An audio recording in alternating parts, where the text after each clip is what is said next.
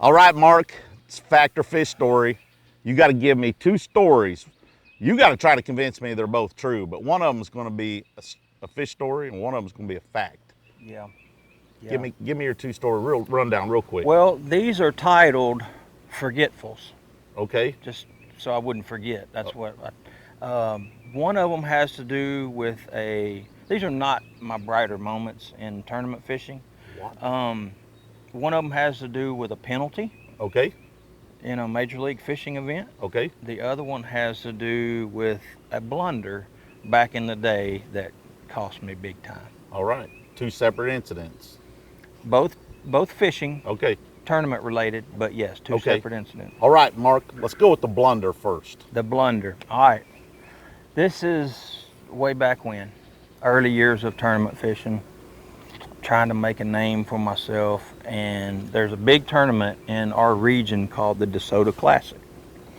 The DeSoto Classic is it's a bunch of locals on the Mississippi River, which is where I grew up cutting my teeth tournament fishing. Casinos are big involved in it, so it's a pretty good money event for just a local deal. It paid at that time like $10,000, I believe, and it was good money. That's real good take. Yeah, and we usually get 50, 60 boats, sometimes 75. This was a big one, so the payout was good. Well, I'm fishing with my old college roommate, Jason Lloyd. We're running through this canal. We go to Lake Melwood. Now, keep in mind, early on, when we're sitting around, getting ready for the tournament and all, I'm pretty jacked up, pretty excited. One of my first few big tournaments. So I'm shooting a bull with everybody. Me and Jason are cutting up. They call the boat number, our boat number. We take off, we go, and we catch them. I never will forget, I was throwing a 38 special. Spinnerbait. It was kind of the blue glimmer firecrackery color. Yeah. And they were on the ends of these willow laydowns, and we caught them pretty good. Had like 18 something. That's a big old bag for the river. We got it in, and we're coming. Yeah, we're thinking, we've got this thing a top 10 anyway.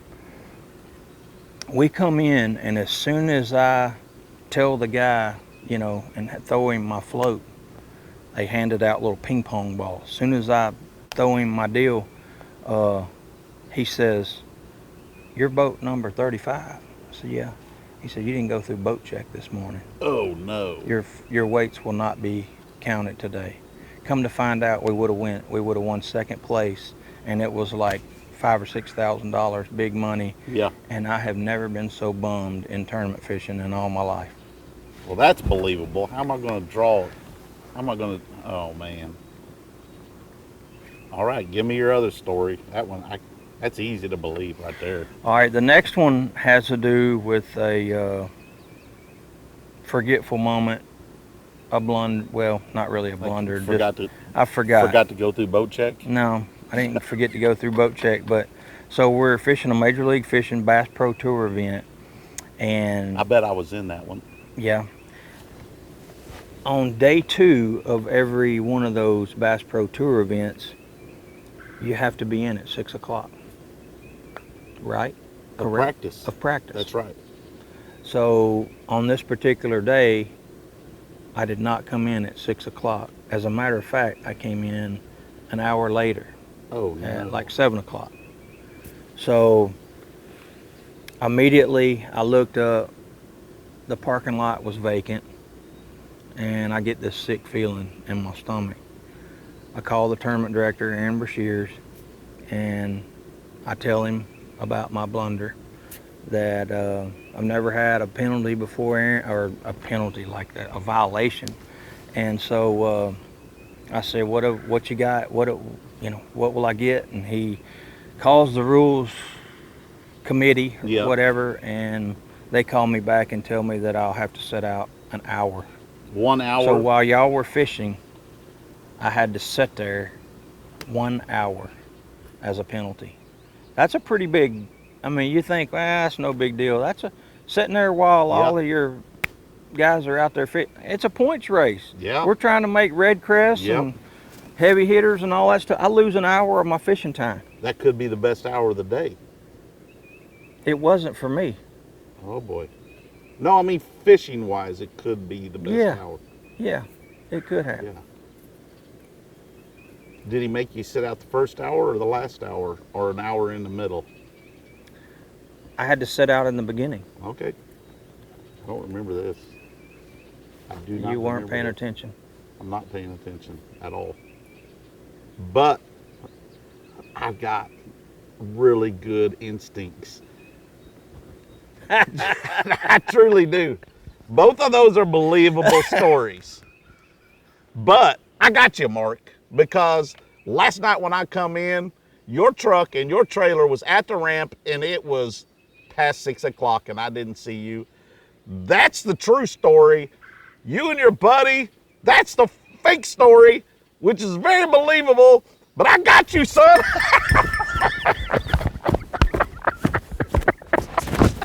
Oh my God, he gave me a bloody nose.